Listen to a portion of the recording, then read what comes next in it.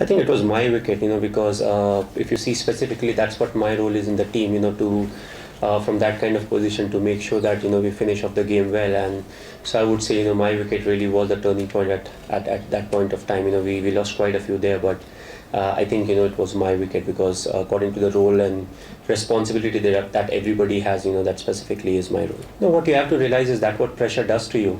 A few of them, if you see, they've not played a lot of international cricket, so as I said, at times it seems, when you're batting in the middle, that playing that big shot is the right thing to do. But slowly and with more games under your belt, you realize, that's the time you have to carry on some kind of a partnership. And once you get used to the pace and bounce of the wicket, then you can play the big shot. So, hopefully they'll learn out of these. And as I said, it's the first few games that they have played, and maybe it's the first time in their career, that they were under some kind of a pressure. So hopefully they're learning. I think again the main batsman has to communicate, especially with the lower order batsmen, because it's not easy out here. That's he's amongst the most experienced when it comes to the lower order batsmen. So it's not only about your batting. At the end of the day, you also have to tell the people who are batting with you as to what the bowler may be doing at that point of time and what the batsman should be looking at. So a bit more communication will definitely help. But I don't think he's somebody who really speaks a lot. So that's also something that we'll have to take into account. Well, it depends on the bowler,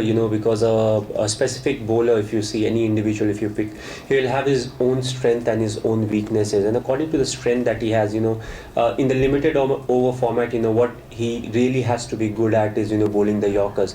Whether he chooses not to, or, whether he chooses to bowl back of a length is something that will depend on the scenario and the wicket a lot. But, you need to have that ability to, hit the Yorkers, because there are times where we have seen, there's not much on offer. That's the time you have to hit the Yorker right.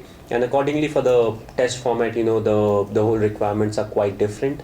If you have somebody, who can fit into all the three formats, why not? But if not, then you'll have to groom youngsters, to take that specific job, depending on what raw talent they have. If there is somebody who can, mix his pace and everything, then ideally is more suited for the limited over format.